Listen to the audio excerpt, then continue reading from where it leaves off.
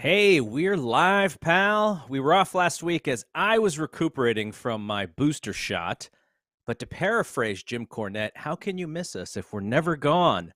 So hopefully you did miss us. And for those who were tired of seeing just Andrew and me chatting back and forth, Denise is back, y'all. What is up, Denise? I'm sorry that I ditched you guys for like a month, but things got just a little bit crazy and I really needed to. Well, there was multiple reasons. There was one where I was out because I was shooting a docuseries thing, which I still can't talk about, so I can't really give that much information about that. And then the other days I was like, dude, I really need to catch up on my work. Like this is not going to be like this is not going to work out. And then finally, now I'm back. So yeah. I'm very happy to be back. That's why we have three people. If one of us needs to take some time away, the other two can pick it up. And of course, the man who had internet issues over the weekend. But as you can see, it looks like to be all cleared up. Andrew Zarian, how's your internet going? Much better. I want to comment about Hollywood Salcedo's lifestyle now. She's far surpassed Andrew Zarian's lifestyle. She's flying to Dallas. She's flying here. She has meetings with people. Big shot. I didn't even say that part, Andrew. I didn't even mention that one yet. I'm not gonna say anything. I'm not saying anything. I'm just saying, world traveler Denise Salcedo. And yeah, I felt bad too because, like, do you remember at SummerSlam when you texted me and like everybody and you were like, "Hey, let's get a picture after the event," and I was like, "Sorry, can't. Gotta go. Yeah. Gotta run." Yeah. And then I remembered that, and I was like, I feel like I'm doing the exact same thing to Andrew. So I felt really terrible. Garrett, that's a true story, by the way. That's a true story. I was like, hey, listen, we're going to get a group shot with like everybody. She's like, I'm so sorry, I can't. I'm busy in meetings. No, I had to run. Like I literally, it was like that day was like the whole red carpet thing that literally started as the show was going on. So I had to like haul butt like straight over there. So it was like a mission, but I felt so bad because I was like, sorry, I can't go and take a picture. Superimposer in there, man. That's it. That's what it's like a George Costanza. We're going to Photoshop her in or out. Yeah. All right. So, Andrew, just one quick question. Christmas is coming up, and this is a little bit of a tease for a couple other things we're going to talk about later in the show. What are the kids asking for this year? It's funny. My daughter loves those LOL dolls, those LOL dolls. Okay, so she wants LOL that. surprise. LOL surprise. There you go. I knew Denise would know this. You soak them in water or whatever, and right? Is that the one? No. These things they're like mini brat dolls. Yeah, they're like little divas, and then you dress them, and they have like all different looks. She's really into that. My son very much into Spider-Man and superhero stuff, so he's asking for that. They actually asked me. My son asked me for a wrestling toy, and so did my daughter. Oh, wow. So I'm like, okay, I'll get them started on this now. I think they're just doing it for me. I don't even think they're interested. I think they're just doing it to make me happy. I think they just want the toys, Andrew. It doesn't matter. I think kids just want any freaking toys. They're like, we will take whatever toys. Like, they don't even care. I tried to give my stepdaughter a Riho doll. And I was like, look, really cool wrestler. She's strong.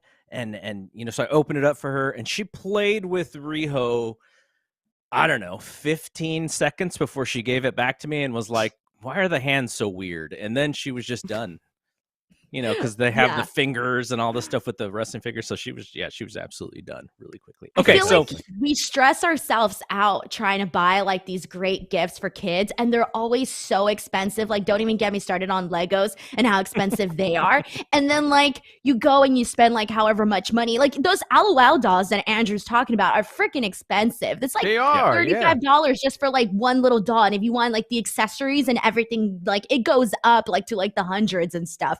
And then they play with it for like 20 seconds and you're like, I literally stressed about that gift and like thought really hard about whether or not I was willing to invest that much money in it. Well, when the kids get older, it doesn't get any better because my oldest, who are 22 and 21, we're just going to go to the Warriors game. We're going to go to Chase. We're going to go see the Warriors play the Memphis Grizzlies. We're hoping that maybe Klay Thompson comes back on this game. And I feel like I almost had to pull money out of my 401k. These stinking tickets were so expensive. So it doesn't get any better. It just gets worse as they get older. I've Okay, been so spending later, money like on concert tickets for like there my you go. sister, and then my little brother. Guess what he asked for? I was in shock. What does he A want? gold bracelet. That's what he How old wanted. is A he? gold bracelet. He's How like old is he? 14. No, Oh, no, this is no, when it no. He's starts. 13. He's Yeah. 13 Yeah, it and he's starts into now. like he's into the jewelry stuff, like the earrings and that's in now. And I'm like, damn, I spent $70 on a gold bracelet. I was not Listen, planning Denise, on you're a that. big shot. You're a big shot. But Just buy him a Rolex and call it a day. You could do it. that's all he's getting, by the way. Like, he's not getting anything else. I'm like, that was what you asked for. I was like, that wasn't. I gave them all a budget of $50. I was like, $50 because it's 4 kids, 4 of my siblings, and they're all little. I'm like, $50 is your budget. He went $20 over the budget for that golden bracelet that was on sale, by the way. Smart kid. Smart kid. There you go.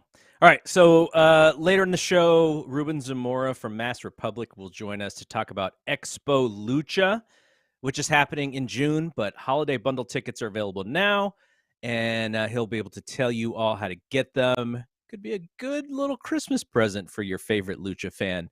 Okay, we'll get to more about Christmas gifts and such in a bit, but I think we should talk about what is the big match of the week. Winter is coming, and Bryan Danielson is facing Adam Page on AEW Dynamite, which should be a tremendous match. And I want to get Andrew and Denise's thoughts on the match itself, but a major topic that has been going around wrestling is about Page's current title reign.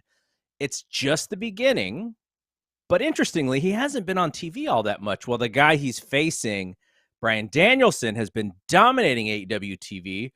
So, Andrew, go to you first. What are your thoughts on Page as the AEW champion so far?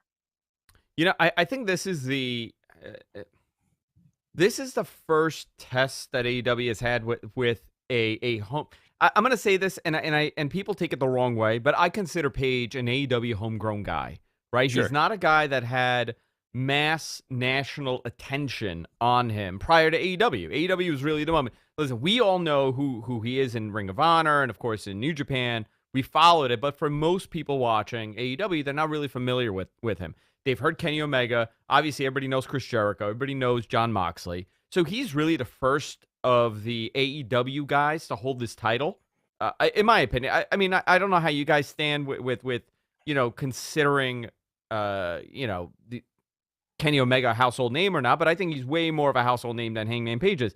I don't really. I saw the criticism online.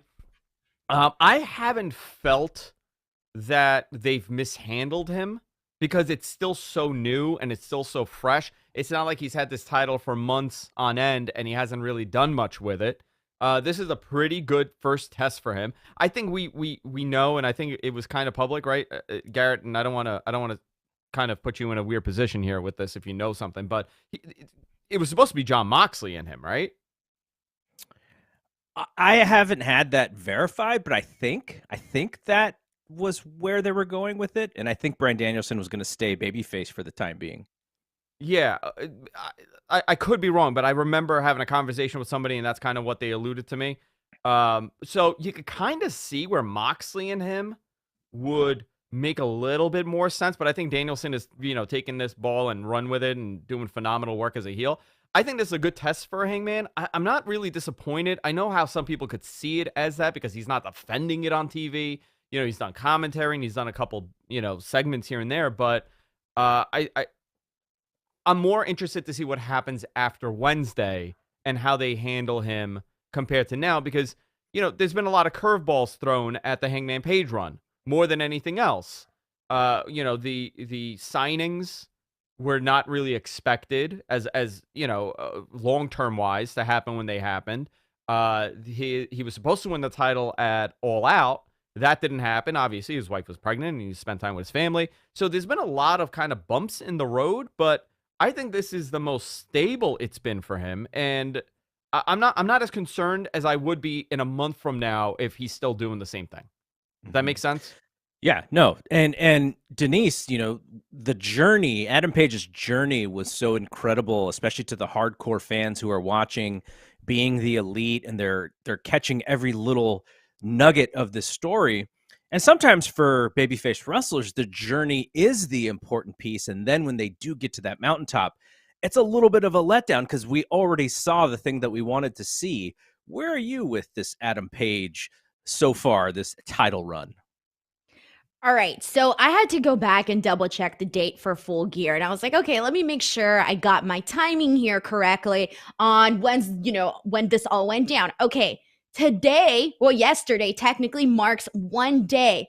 1 month since AEW Full Gear. 1 month, okay? And I had already been seeing arguments about Adam Page's run as champion as of 2 weeks ago. I was already seeing people upset about it. So that tells me that people just kind of have a short period of there's so much anticipation of like, oh, what's he going to do next? What's he going to do next? It's only been a month. And here's the thing, right after he won the AEW World Championship, they had the Wednesday, they had the cowboy shit celebration, right? And he had that really hot back and forth promo with Bryan Danielson. I think the week after that, there was some sort of like attack, and that's kind of what they've been doing. So they've been doing these little like bursts of interactions between him and Bryan Danielson. I've been liking what they're doing. Now, granted, he's not out here having all these matches like Bryan Danielson, but I do like how they're sort of, keeping the champion sort of special by not having him go out there, every single week. Now, here's the thing. It's only been a month. I have to agree with Andrew. If like 3 months from now, 6 months from now, he's champion still, and this is what we've been getting, then I'd be like, you know what? They probably got to switch things up a little bit. Give him some more matches, give him some more TV time, et cetera, et cetera. But the stuff that he's been doing with Bryan Danielson, I've been loving. I've been loving all their interactions, Bryan Danielson as a heel, oh, he is so good at that. And that, people love Hangman Page. So it's a total opposite of emotions from the crowd. So given the fact that I saw people arguing about this 2 weeks ago, tells me that there isn't that much. It just tells me that people are being a little bit impatient versus given the fact that it's literally just been a month since he's been champion. All right, let's hang here with Denise because I do want to know what your thoughts are on the upcoming match. I guess I would assume that because AEW does, these longer title runs, I would be very surprised to see Daniel Bryan come out on top and hold that title. But how excited are you for this match? And is this pay-per-view? I mean, it feels like it's a pay-per-view match, right? It 100% is a pay-per-view match. And here's the thing, like, I know I feel like there's two ways of looking at this. Like, you either this is the way I'm looking at it. Like, I'm looking at it as Adam Page is going to go into this match and they're going to have a bomb-ass match and he's going to win. But then there's other people that might be like, whoa, what if they throw a swerve at us? What if they just throw another obstacle in the way of Adam Page and have him lose? I don't think so. I actually hope that he does defeat Bryan Danielson, and I hope that he defeats him in a clean way. Perfect. No shenanigans, none of that. Because I think right now, Adam Page really needs a win like this to sort of solidify him as like, he's not just the champion because he's a fan favorite. He's a champion because he is a great wrestler and because he is everything that a great wrestler and a great champion needs to have to hold the belt and to be the face of the company. So having a win over Bryan Danielson, I think would do just that, and then kind of keep things going. Here's the thing, you can always circle back to that. Like, in my opinion, like, I do not mind having Adam Page defeat Bryan Danielson, and then, hey, maybe in a couple months circle back and be like, well, you know what, we're gonna do this again. I'm okay with that. I think that Adam Page should get a solid win here. Now, I don't know what Tony Khan's thinking, but that's the way that I would do it. You're so fired up, you pulled out your own earpiece right there. Yeah. I was like, oh, snap. It's been a while. Andrew, so if we are to think that, Paige is going to be the one to win this match, who do you think would be the next guy? Because they have Battle of the Belts coming up, which we would presume his title will be on the line. They have the very first Dynamite on TBS, which I imagine is going to be another big show. And then, in March is the pay-per-view in Orlando. So there's some opportunities for him to have some really big matches upcoming. It seems, maybe it's a little bit of MJF, a little bit of CM Punk. Danielson is always going to be in the mix. Who would you like to see next? So before I go into that, you brought up Battle of the Belts, and I Yes. wanted to ask you, and I don't remember, I don't even know if this is like any kind of news to drop, but that show, from what I understand, is 8 East, but 5 Pacific. Is that announced anywhere? I haven't heard anything about the timing. I got my hands on something. Not saying it's internal, but somebody sent me a screenshot of something that it says that it's 5 p.m. Pacific. So, which I find odd, but I guess because they're going to treat it like a pay-per-view, it has to be live. It can't be on delay at all. You know, well, yeah, because all their pay-per-views air at 5 p.m. Pacific for me. All their pay-per-views that I watch start at that time. So if they're making it like that, then I get why it would start at 5 p.m. Pacific. It makes sense. I didn't know if it was official or not. Listen, I've watched there's nothing more than I love when I go to LA to watch a pay-per-view when I'm on the West Coast, because it's like 8:30, I'm done. I'm like, where are we going to dinner? What are we drinking? Exactly. I'm not going to bed. Yeah. What was your original question, Garrett? I'm so sorry. No. Okay, so let's stay there for a second, because this might be news, right? Which is there's currently on TNT, they made the whole feed for West Coast and East Coast to be live, when previously everything was based on 8 p.m. So no matter if you're on the West Coast or on the East Coast, if you had your normal cable slot, you were watching it at 8 p.m. I have Hulu, so Hulu has the TNT East, so I can watch. I was able to watch it early. Yeah, by the way, I think it's a terrible mistake to do it that way. Now, I'm not saying for this pay-per-view concept on the broadcast network, but I'm saying as far as Dynamite goes and weekly, I think it's been a big hit to them. They've seen a tremendous job. Now I remember your original question. Yes. I find his opponent lineup is gonna get heavy, right? And CM Punk's already in the mix. MJF, which I have some news on if you want to go into it later on. A lot of eyes on MJF from other brands. Let me just say that right now. There should be. Tremendous. There have been conversations, and we could go into that. But I think for him, I'm a big fan of the 1980s and 1990s boxing mentality, right? Mm-hmm. You want to build up your next superstar. You don't have him go against Evander Holyfield after his first title win. Mm-hmm. You kind of build this guy up and you create the allure. And I think Hangman needs that, especially on TV. I think he should be a defending champion weekly. I think he should have some, mid-level, upper mid-card challengers for that title on TV to kind of set him up as, a world champion. I think realistically it would have to be MJF if he beats Punk. You could also go a different route and go with someone like Andrade, and have that be a program for him. There's a number of stuff, but I really I don't, selfishly, not saying that this is going to be a bad match, I don't want to see Danielson in this match right now. Mm-hmm. I feel like his undefeated streak is something of importance. I think the same for Punk. I think this is something of importance for them to kind of build them up and solidify them as unbeatable. Those Brock Lesnar specialty guys, which I think is an important thing that AEW needs. With that said, or Bobby Lashley on Monday Night Raw, or Bobby Lashley that never loses. But Bobby Lashley's he's from the planet of rock people. I mean, there's nobody that is that. I mean, that body is.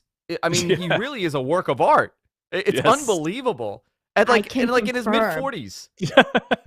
When I interviewed him, Andrew, when I interviewed him, he came up to me and he was wearing this tight t-shirt, right? And I had this moment where I was like, dude, I can see every single every definition of his muscles, like a Greek statue coming at me. And I was I was amazed. And you could see it through the t-shirt. It was amazing. It's unbelievable. But I think for him, one quick thing, just to kind of play what you guys are saying. I remember Dave Meltzer telling me one time, and this is years ago. This is probably 20 years ago. So this is Bobby Lashley as a young guy. Dave was telling Bobby how, he kind of had to start watching what he ate and Dave himself. And Bobby's like, I can eat whatever the heck I want, and I don't gain any weight whatsoever. Yeah. So, he's got great genetics, but what you're saying is he's now in his mid-40s, so it's a little bit different. And he looks unbelievable. Yeah, he looks unbelievable. But I don't know. Maybe Pac. That would be a good one. There's a tremendous amount of these guys, but the reality is, to make Hangman Page into the guy, he has to beat a Danielson. He has to beat a CM Punk. He has to beat MJF. Um, it's a good problem when you don't want to see these people lose. That means that you're invested in all of them. But they're gonna have to be very careful because, the protection that Kenny Omega would have, even if he does lose or if it does look weak, or even a Danielson, if he loses and he looks weak in any capacity, it doesn't impact them as much as I think it would impact Hangman because he's the new guy and you need to really make him. But I don't know. I think his next opponent really, it shouldn't be MJF, CM Punk, or, any of those guys. I think it should kind of, start profiling guys like Pac, Alistair, Cody I know is not challenging. Maybe you could go with Miro again for a little bit. There's options. There's a lot of options right now for him. Or what if winter is coming? Maybe there's a debut. And they kind of get in the middle of this. I'm not. No. I'm not hinting at anything. I'm not. I don't want you to get text. I don't want you to get text on the air again. No, I probably will after what I'm going to say about the AEW needing that specialty guy. I'll probably get a text after that, but I don't think he. I don't know if anybody's debuting. I hope that there is. I think Tony Khan said that the show's going to have as much impact as it did last year, and that maybe alludes to something. I've been so out of the mix the last month, I want to say, where I haven't really been digging into anything. But, very easily, Kyle O'Reilly could show up. I'm not saying he is, but he can. What was the thing that you were going to talk about MJF as far as his? Oh, I guess his profile now is giant, right? So it's very interesting. He cut that promo a couple of weeks ago where he was saying, essentially his contract runs out in 2024 and everybody wants him. And I went out for a couple drinks with a couple people, and I could tell you that it got people buzzing. Like it almost worked the corporate side of stuff on USA and even Fox, where it perked their ears. They're like, hey, this guy is really good. Is his contract ending in 2024? Is that true? And there have been conversations, and I know WWE is very interested in him. They're always looking for that next star, that next heel. And the second you see this guy, especially on TV, he's so impressive. The way that they portrayed him on AEW, they do a fantastic job at protecting him in every possible way. That I could tell you based on my conversations with people within WWE, people within both networks, the last 2 weeks, I've never heard any of them mention MJF's name to me in any capacity of a conversation. Especially a lot of the network guys are not as familiar with the AEW product. Sure. They've all asked me my thoughts. And the network guys, not the WWE guys, they brought up MJF to me, but the network side of things, both sides have asked me what I think of him and if his contract expiring in 2024 is true.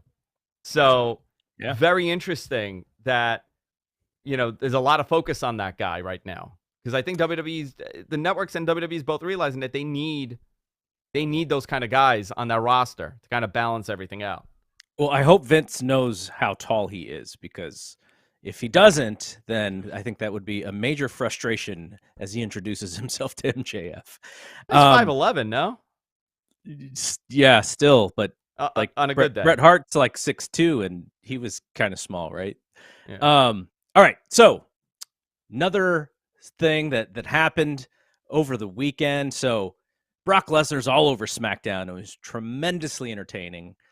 I was kind of kidding about it, but last night, Bobby Lashley, best babyface in wrestling, even though he's a heel, killing everybody on Raw. And then, but, all those things considered, like Lesnar and Lashley, two of the biggest stars in wrestling. All I heard over the weekend was about Hook.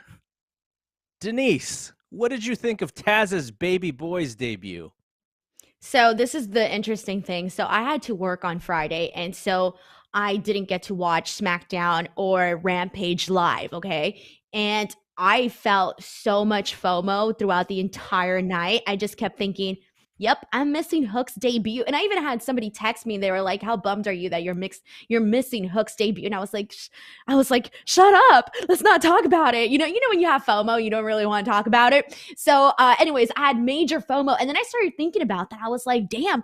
I was like, "When's the last time I legitimately had FOMO about having to miss something or not being able to watch something live?" And I was like, "It's been a while, especially for someone's debut that you've never even seen wrestle. That doesn't happen very often." So when I finally got back from work, like, I will tell you this, and I literally said this last night on the Raw post show, but I have still not watched SmackDown from this weekend, and I still haven't even watched Rampage yet, just because I've been busy. But I did watch Hook's debut. Like, there was no way I was missing that whatsoever. I legitimately liked everything that they did, top to bottom. And before I get into what I liked about Hook, I want to give a shout out to Fuego del Sol, because obviously he was, his opponent in there. And while everybody has been putting over Hook, I do want to put him over too, because he went out there, he did a phenomenal job at helping Hook also look good. And, for once, this is a, it takes two to tangle.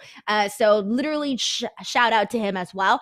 But in regards to Hook, I thought his presentation was phenomenal. He came out, and yeah, he's a young kid. He's going to have a very youthful look, but he came out and he looked like a little tough kid. Like, he didn't look to me like a tough man, but like a tough kid, okay? He has youth to his side. I loved, like, the presentation of how he came out and he's doing the mad face and he's doing this and, making the mad face. The hair, very hip, very trendy. Like, I know for a fact, I don't know if Hook's on TikTok or not, but if Hook was on TikTok, I can only imagine how popular he'd be on TikTok. He fits in with the TikTok look, is what I'm trying to get at. But then in the ring, I thought, given the amount of time and like what we've known about his training, etc., and how he came into wrestling, all of that, given how impressive he was, it made me personally excited to see what 2022 is going to look like for Hook. He came out there, he was impactful with everything that he was doing. He had charisma. People were getting behind him. People were chanting his name. All the little things that they did, even him going into the ring and not acknowledging Fuego del Sol, even little things like that were really cool to see. So I thought that his debut was everything that it needed to be, and it's going to be very interesting to see what his year in wrestling is going to look like. All right, Andrew, so we got to see the debut of someone who Taz has been talking about for quite some time. I think there's like impact clips from 10 years ago of him talking about his son. But, you sort of mentioned a little while ago about how you build wrestlers. Now, Hook is not going to be built as the next AEW champion in the next year. That's not going to be who he is. But they have all these shows like Dark and Dark Elevation, to actually build a resume for him. How would you like to see, would you like to see Hook on Dynamite and Rampage, or do you think they're going to kind of, have him wrestle on the YouTube shows to just build a resume? Because, they do keep track of wins and losses.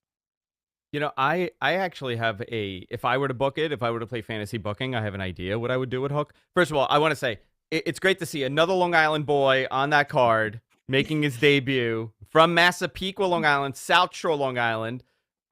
Very cool. You know what? I got to tell you, watching Taz's reaction to seeing his son debut, 22 years old. He's born in 1999. I want just to kind of let people know how young this kid is.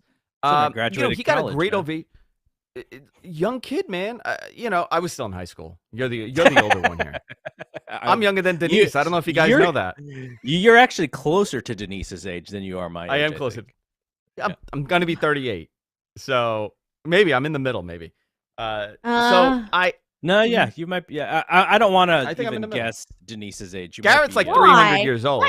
So I'm very open he's about like a my Highlander, age. So I feel like people are always afraid to ask women their ages. And I'm like, not really. I don't mind it. I'm 29.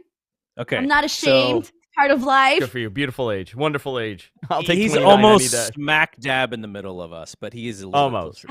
Yeah. I like how Garrett's not revealing his age. Well, no, he doesn't letting the listeners and the how viewers am I supposed to know?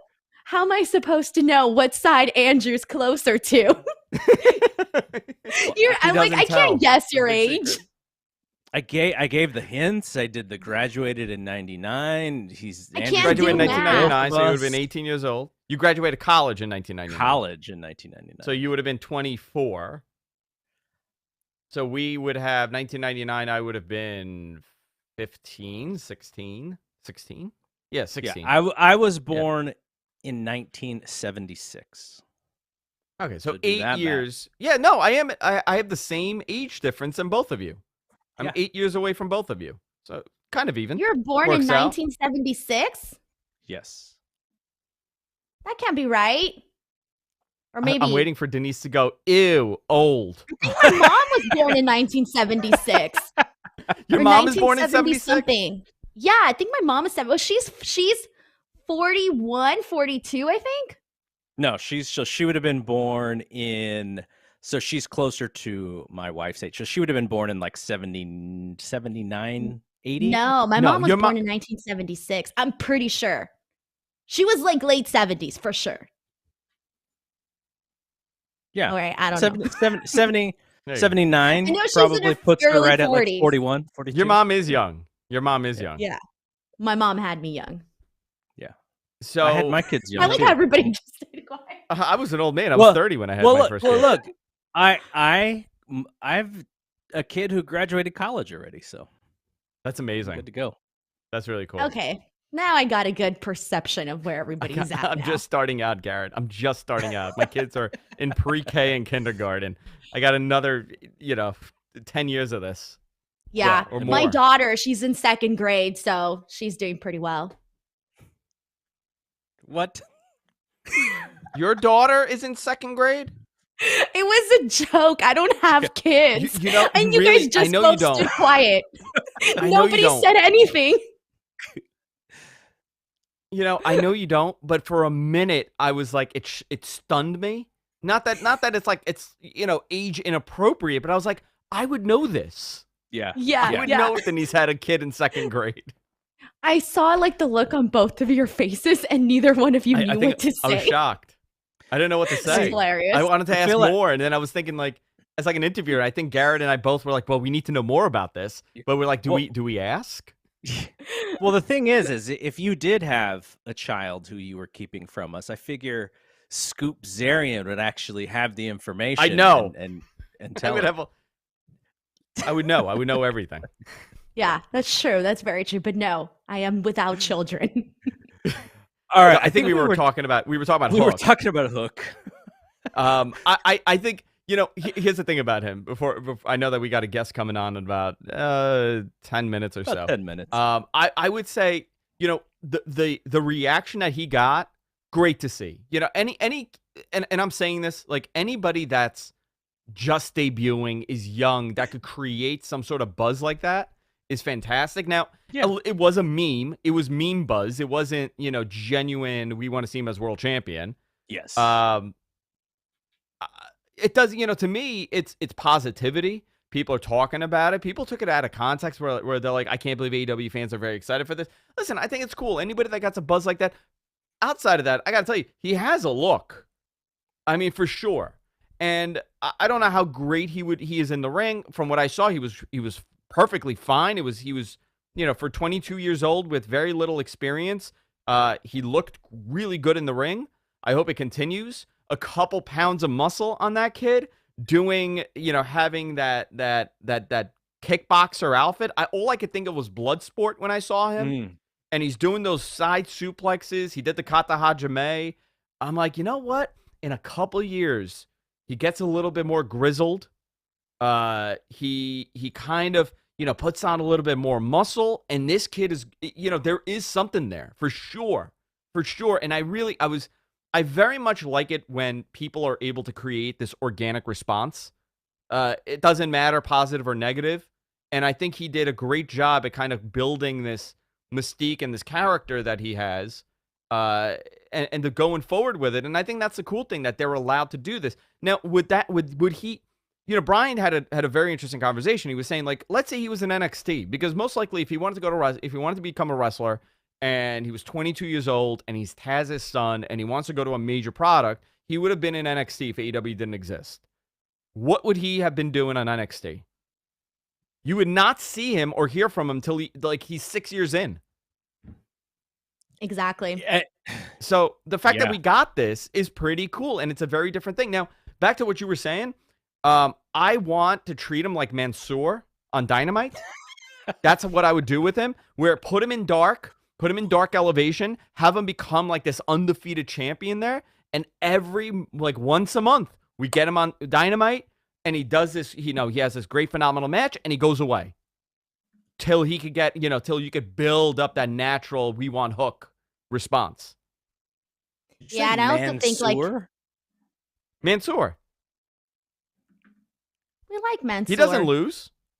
Oh, okay. But you said AEW Dynamite, so you meant the AEW version. Yeah. No, like I would have him, like he would be on dark and dark elevation all the time, keep him there, and then once a month he comes up for like this specialty match, like you would have Mansoor in Saudi Arabia where he's undefeated. Yeah. He never loses. So you could say like, now I got it. I'm 36-0 for the year on Dynamite. Nobody's beat me. I had the best record in Dynamite. And then you could, kind of elevate him, maybe feud with Sammy or, whatever. Sammy's still champion by then or whatever. I'm into it. So I'm sold on Hook. I like him. Regardless of what they do with Hook right now, they really gotta it's almost like, like holding something like, I don't know, fragile in your hands. You gotta make sure you make the right calls, given how much momentum and hype is, how much buzz he has around his name. You don't want to mess that up. So I think that AEW really needs to be, I don't want to say careful. Careful sounds too extreme, but they need to be very strategic with what they do with Hook's career and how this plays it out, because he could literally be one of their next big stars. And given how much buzz was around his debut, and given going into it, when it was announced, and then, leading up to it, then after it, and all of the buzz around Hook was absolutely insane. So they really gotta protect that, is what I'm trying to say. So that you don't lose and it was that. natural.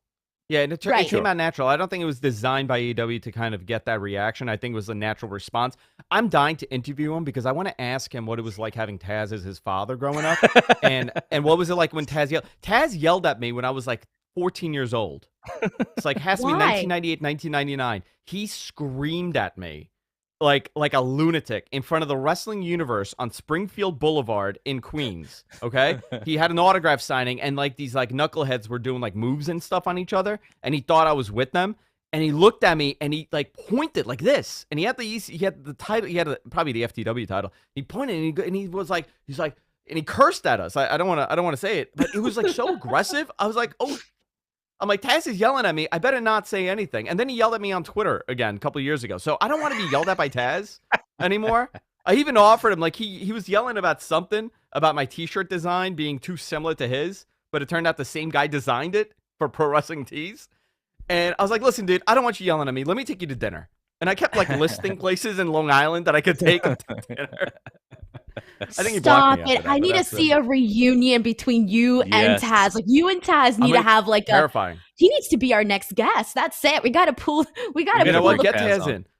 Yeah, you can do it. You can be get Taz on. I want to bring it up. He yelled at me on Springfield Boulevard in Bayside, Queens, by my high school, because he had an autograph signing. He had an ECW autograph signing at a wrestling store that we still have, actually. There's all these autograph signings and stuff happen. It's 2 blocks away from me, which is pretty cool. He was so aggressive. It was terrifying. Wow. What if he yells at you now for sharing this story? I'm gonna sure have to pretend will. I don't know you, Andrew. I don't want to get yelled at by Taz. Guys, dude. Denise, I get yelled at by all of them. Stevie Richards constantly yells at me. Lance Storm, I'm sure, is going to start yelling at me now that we have a relationship with him. Rob Van Dam was yelling at me, but for a different reason in Vegas. I mean, I'm just getting. I think that's going to be my story, Ned, where I just get constantly yelled at by former ECW wrestlers. Oh my God, Andrew, I don't know what to tell you about this. This is just, I really need to see you. Get Taz on, please. Please, we have to bring. We need to do something. Maybe we could do a change.org thing where we sign a petition. Interesting. That's interesting. All right, we're gonna bring our guest here on in a few minutes, and since it's Christmas season, I thought it'd be great to ask Andrew and Denise, what if a family member came to you and said, "Hey, you know wrestling. my little cousin or my son or my uncle's a wrestling fan. What can I get them for Christmas? Because they always come to us, right? Anything that is wrestling related, they're going to come to us. So I asked you guys to, think of a couple of gifts that you would offer for your friends or family who doesn't know anything about wrestling. Andrew, what would be on the list? Okay, I got a good one. It's a little bit more expensive, right? It's a little pricier, but I think for Andrew, anybody, of course. Of course. There you go. I would highly recommend. So I know a lot of our viewers are belt collectors. They're big fans of the world title collections that they have. I mean, everybody. I get those emails all the time from WWE that they go on sale and whatever. I have a big gold belt here that my wife got me a couple years ago, and it was from this place called Fandu Belts, FANDU belts.com. They make replicas now. I don't know if they're authorizing that. I don't know beyond that, but I don't get paid by them. I also want to say this: they're not an advertiser. They don't give me free stuff. This is just came to mind. They make some really beautiful replicas that, in my opinion, are better than what you get at like the WWE shop. Their replicas, these are really good quality ones. Like they have one. They vary anywhere from like $300 and something to like $750 for like the higher quality ones with like the real leather and everything. But I have to tell you, they're really good quality. These title belts, and like I got one. I want to get another one for the studio. Like I don't collect belts, but I have them for my studio. Like they have an NWA title one, they got the world title one, they got tag titles. I think the old Hogan ones, the Hogan 86, they have. Andre 87, they have. The Backlund world title. It's like very unique stuff that they have, and like. I'm like, you know what? If I'm a big wrestling fan, it's like $300. I think that's a great gift to get from somebody, and I would take this way over the current ones that they have in the WWE store. Interesting. Belts are a pretty big deal for some wrestling fans for sure. Denise, what about you? Right. So first and foremost, there's a lot of options, right? Okay. So I do want to give like a quick shout out to my friend Tom Colony, who runs Connolly Central on Etsy. So he did like these really cool 3D printed like wrestling rings. So basically, that's awesome. Right. So it is custom designed. So what he did was he asked me like, hey, Denise, do you have any like Funkos? And if so, like, just let me know what wrestler is. And he like puts the names of the person. And I know a lot of people are like big toy collectors. So I told him like, oh, I have an Austin one. I have a Triple H one. And like, he gave it to me. And so like you make this little ring and then like you put it up on you put it up on like wherever you want. And it looks really cool. And they also like light up inside. So I think it's kind of like a unique gift to give to somebody. And also like if you want to do like your name, I don't know, like Denise or something, you can do that too. But I would also say like additionally, there's so many options. There's like cool lucha masks, which you can find online, which I love to buy. I like lucha masks, and you don't have to spend so much money on that type of stuff. You don't have to get like the authentic ones. Like they're cool to have, and you can find some like nice cheap ones too. And as you can tell, I don't collect, but I have a few just to spice up the room. And then yeah, exactly. And then I like to buy like interesting, like odd things, like whatever, like odd things I can find. Like I like that type of stuff, Mm-hmm. No, those are very good. So I just put a quick list together. We'll run through these before our guest comes along. So I don't know if you guys know this, but there's like is it a 2-for-1 WrestleMania ticket thing that's going on with Peacock? That sounds like perfect. Like if you're wrestling fan, friend, or family member was looking to go to WrestleMania, you can get tickets on sale. Obviously, a subscription to this very website, Wrestling Observer F4W Online, my own Patreon, the Fight Game Media Patreon, books, John Moxley's book. Dave Meltzer has 4 books out there, yearbooks from 93, 97, 99, and 14. I got them all here, Garrett. Andrew and I we're talking about the 99 book. I didn't know it was even out. And then I hit up Dave. He didn't even know it was out. So we actually saw it before even Dave saw it on Amazon. Jim Valley, who does a show on this network, he's got a shirt out, the King of Recovery. And then I went to the WWE shop And like I hadn't been to the Shop Zone or whatever they call it, the store now, in so long. They have so much stuff in that store. And I picked out two things. My favorite thing in that entire store was an RK Bro coffee mug. I think I may actually just buy it for myself. In the But WWE shop? in the WWE shop. The second thing I thought was really cool, and I didn't even think of it, but Andrew's talked about this when it comes to marketing and licensing. Like they can, they try and do so much. Do you know that you can buy a Bianca Belair ponytail clip for your wrestling fan? That was probably the most creative piece of merch that I saw in that. That is WWE marketing at its finest. Absolutely. What can we sell? Hair? Got it.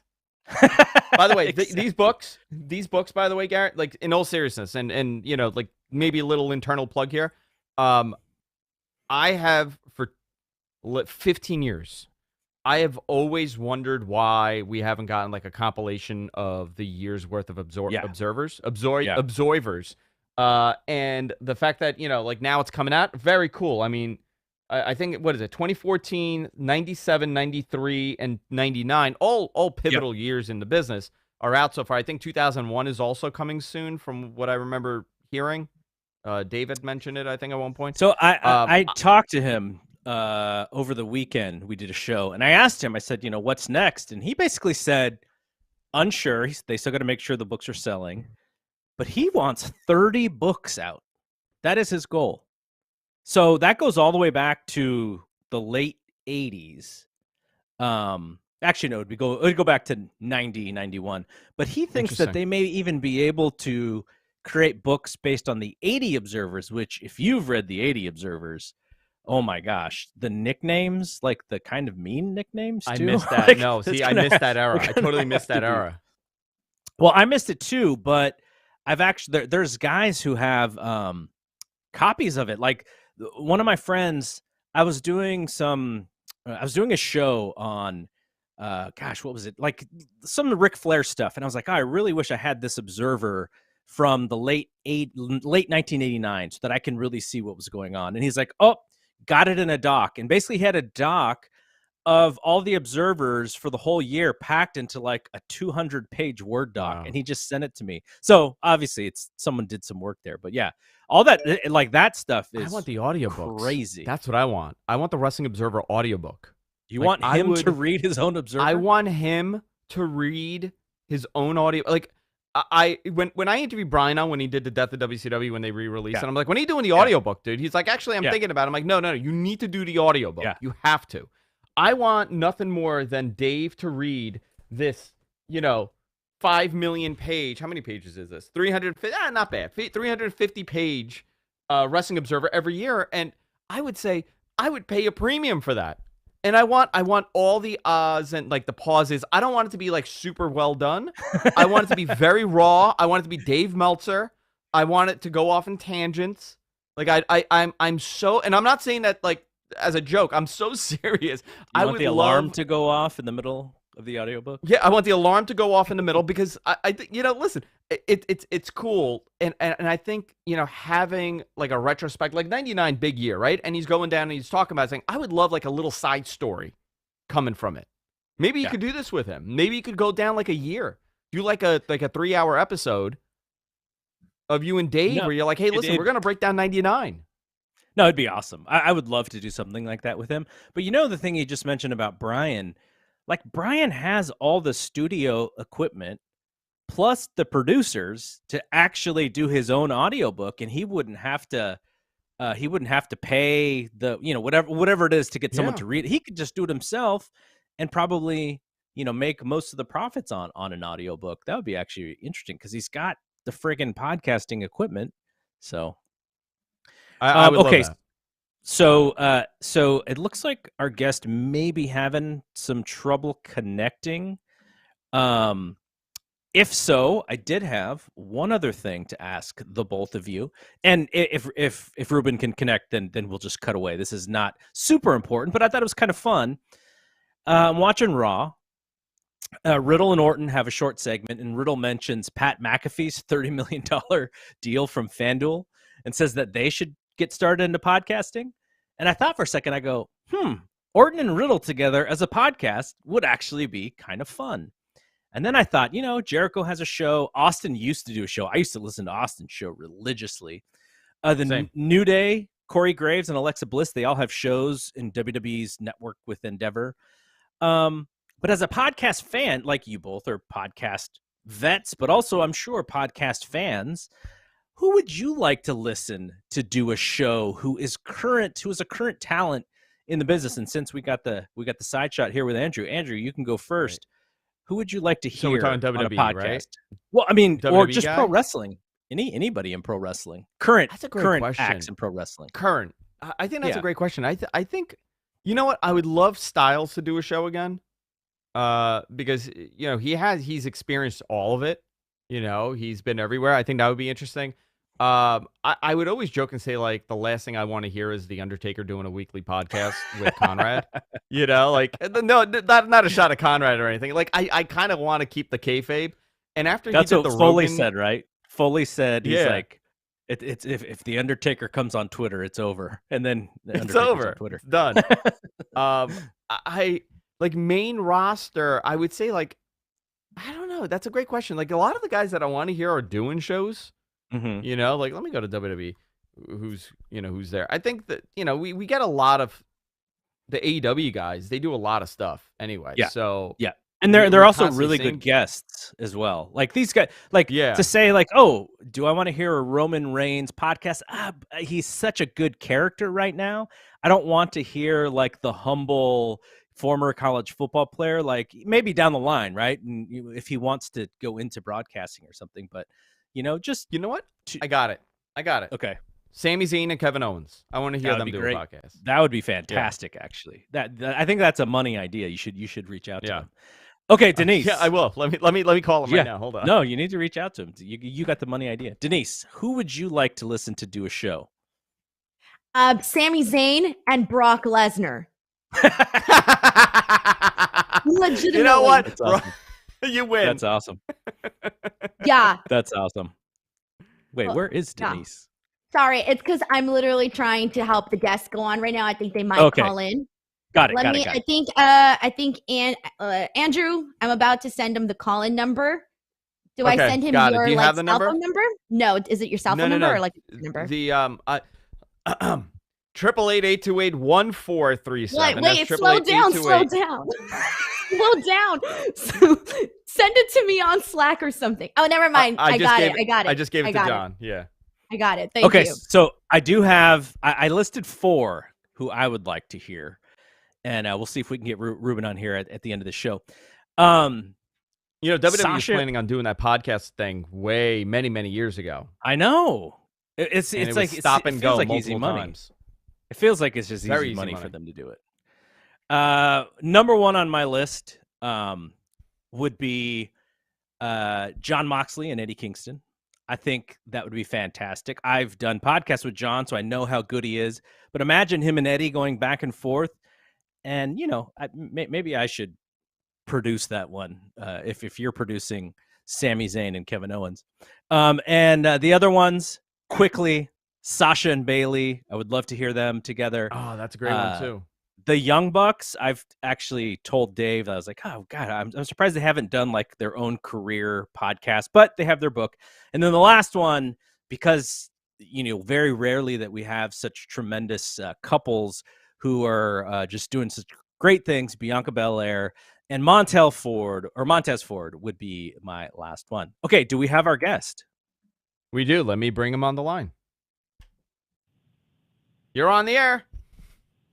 All right. Hey, how's it going, guys? Ruben Zamora from Mass Republic. What's going on? How are you? Hey, Ruben. Hey. Thanks for getting me on. Apologize for the video issue there. The first time I did a show with Andrew, like my video was all whacked out too. I think for whatever reason, for the first time, it might be a little hard connecting. But no, thanks for coming on here. And so this is Ruben from Mass Republic, and he's here to talk about Expo Lucha, which is actually happening next summer. But I know that there's a holiday bundle tickets that are out there, and you wanted to talk about the expo as well as how to buy tickets and all the stuff with who's going to be there, and there's going to be matches and everything. So go ahead and talk about it. No, I appreciate the time. Yeah, Expo Lucha is basically something Kevin Kleinrock, my business partner, and I came up with. We used to go to the shows down in Mexico City where all the local promotions, everybody from CMLL to AAA to Perros del Mar and all the indies would show up. And it was basically, if you think of what Comic-Con is to comics, that's what that was to Lucha Libre. Everybody who's anybody would be there. You'd get unlimited shows throughout a 3-day weekend. Booths, vendors, merchandise, exclusive stuff, and everybody was just there. That was the one place where everybody would show up, and just about everybody was there. And we used to go to those in Mexico City, and Kevin and I thought it'd be a great idea and say, hey, man, let's bring this to the U.S., our own version, with all the cool people. And we came up with this great idea to come up with Expo Lucha, which is essentially, if you think of Comic-Con to comics, this is something on a way smaller scale, but same concept. We want to bring the best of Lucha Libre, whether it's in-ring action, photography, art, music, movies, everything that has to do with anything within the Lucha Libre culture. Bring it over to the U.S., bring it under one roof, and have everybody just come to one place. You know, if you wanted to check out a CMLL show in Mexico, you'd have to go Arena Mexico. If you want to catch a AAA show, you'd have to go to whatever arena they're playing. IWRG has their own place. So you'd have to kind of hop, skip throughout Mexico to catch all these different promotions. So we're doing is just bringing everybody and everything under one roof. And like you said, next year we're going to be at the 2300 Arena, the old famed ECW arena. And we're going to be there with the who's who of Lucha Libre, from legends to the young superstars to some up-and-comers to some people that we are just now getting visas for that have not been in the U.S. yet. And like you said, it's next year, June 11th and 12th, ECW Arena in Philadelphia. And we currently do have a holiday bundle special. Before I tell you the matches, we always say we have the best bang for your buck, our conventions and our expos. And it's basically $60.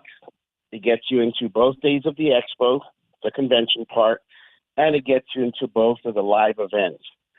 And on Saturday night, we have an event called Under the Influence of Lucha Libre. We've already announced Dragon Lee versus Laredo Kid. We've got Ultimo Dragon versus Super Crazy. Got everybody from ECW legends like Psychosis, Damien 666, and some of the newer guys you might recognize from TV on various promotions, Black Taurus. We got Aeroboy, Gringo Loco, Ares, and some biking guy that everybody's been asking about that we're hoping to announce pretty soon. But it's basically stacked shows all under one roof, and you don't got to hop, skip, and jump throughout Mexico. You just got to be there in Philly and catch everybody who's anybody in Lucha Libre. Ruben, so here's the cool thing. Like, I've obviously been able to attend the past two Expo Luchas, and it's been pretty fun. But I think one of the things that I do want to like hammer home is that I think some people might think like, oh, you gotta, know the, you gotta be a Lucha fan to enjoy these shows, right? But I feel like just like, any like wrestling fan, like even if you're not familiar with some of these people, like you should go and like enjoy the show. So I kind of wanted to maybe like, if you can tell the people a little bit about like why they should go and check out the shows. You mentioned some of the big names that are there, some of the legends that we've been able to see in Expo Lucha, which has been tremendously cool. But maybe if you can give us a little bit of the, why people that are interested in wrestling should also make sure to check out Expo Lucha. Yeah, if you watch any wrestling on TV right now, whatever promotion you're into, you're going to find something that's going to hit your style at Expo Lucha. We have, like I said, we have some of the older classic guys. If you're more into traditional wrestling, mat wrestling, not into the high flying stuff, you're not into the 20,000 super kicks or Canadian destroyers. If you're more into the traditional wrestling, we've got guys and matches that are going to suit your style. If you're into what's on AEW, some of the Lucha guys you see on there, that style of match, we got plenty of those. So we have everything from the classic Lucha to the young high flyers to people that you see on TV, whether it's on Impact or AEW, that are going to be on our show. So it has a little bit of everything, and that's just the in-ring action stuff. I've always said, I'll put up our lineups against anything that's out there, any promotion, and our stuff is solid. Our matchups are really, really good, stuff you don't see anywhere else. So you're going to find something you like. Aside from that, there's also displays. There's photography from different photographers that have, captured what Lucha Libre has been throughout the years.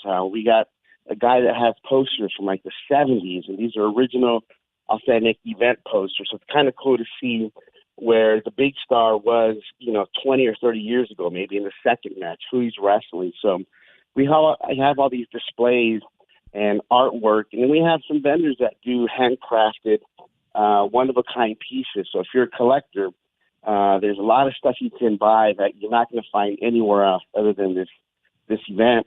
And, of course, the wrestlers are there. So if you wanted to buy real merchandise, authentic merchandise from the wrestlers themselves, this is your chance. You don't got to buy it off of them from Facebook or their Instagram and they mail it to you. No, they're right there in person. Buy their masks, T-shirts, keychains, all sorts of random stuff that you don't find in the U.S. that they bring from Mexico. So no matter what style of wrestling you're into these days, you're going to find matches that suit your style, and you're going to find some displays and merchandise that you're going to want to get because it's the only place you can get it. I got my Psycho Clown mask that I have on all my shows. Everybody's always asking me about it. I got it at Expo Lucha. Yeah. Yeah. Probably a lot less back then. He wasn't such a big star back then, I think. Hey, Ruben, thanks for doing this. Thanks for coming on. But for people who want to find more information, social network channels, websites, and all that stuff, let them know where they can find out more about Expo Lucha. If you go to expolucha.com, it's going to have all the latest information. That's where we put all the matchups, everybody who's confirmed to show up. It also has a link to the holiday bundle tickets. They're only going to be sold until the end of the year. And again, you're basically paying $30 to get into each show and the expo, which is dirt cheap these days. And you go to Expo Lucha, Instagram, we're on expolucha.com. All the other social medias is Expo Lucha. And then, of course, our home base is always Mask Republic. If you go to Mask Republic, that connects you to all the 20 other things that we're doing. But expolucha.com is a good place to go. And on Instagram, Expo Lucha Live, you'll find all the latest updates and news and a lot of cool tidbit information of what's coming down the pipe. Awesome. Hey, thanks for joining us, Ruben. And you know what? We're just going to end the show here. Nice to end it on a good note. Check out expolucha.com. For Andrew, for Denise, and for our special guest, Ruben, I am Double G. We'll see you when we see you. Peace out.